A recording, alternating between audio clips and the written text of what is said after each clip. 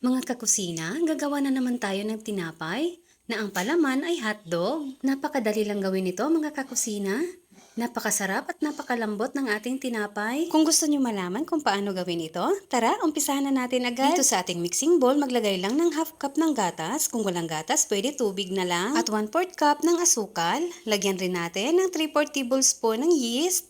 I-mix-mix lang muna natin itong mabuti hanggang sa matunaw ang asukal bago natin ilagay ang 1 tablespoon ng margarine at 1 tablespoon ng lard. Kung walang lard, pwede margarine na lang lahat ang ilagay. Ilagay na rin natin ang 2 cups ng all-purpose flour. Pwede rin po ang first class na harina. Sunod natin ilagay ang half tablespoon ng baking powder at half tablespoon ng bread improver. Lagyan rin natin ng konting asin. I-mix-mix lang muna natin ito bago natin ito masahin. Ang sekreto para sa masarap at malambot na tinapay ay sa pagmasa ng mabuti. Masahin lang natin ito ng 7 to 8 minutes or hanggang sa makita natin na makinis na ang ating dough gaya nito.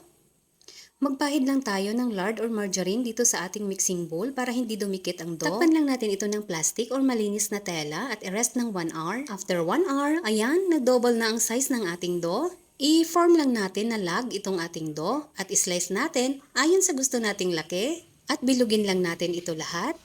Matapos natin mabilog ito lahat, ganito lang ang gagawin natin. I-flatten lang natin itong ating dough ng sakto lang ang nipis. At ito ang magiging palaman natin, hotdog. At i-roll lang natin ang dough. Para may magandang design naman itong tinapay natin, ganito lang ang gagawin natin. At ituloy lang natin ang pag-roll. O diba, ang ganda-ganda tingnan. I-seal lang natin ang bawat dulo at gawin lang natin ito sa lahat. Pag natapos na natin lahat, i-rest lang natin ito ng mga 30 minutes.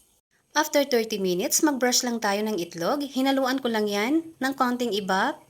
Ayan, at ready na ito para isalang natin sa ating oven. At lutuin lang natin ito ng 180 degrees Celsius for 15 to 20 minutes. At ayan na, luto na ang ating tinapay.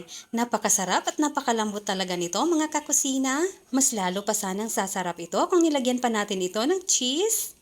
Kahit nasa bahay lang tayo, pwede na tayo makagawa ng ganito kasarap na tinapay. Hindi na natin kailangan bumili pa. Maraming salamat hanggang sa susunod po!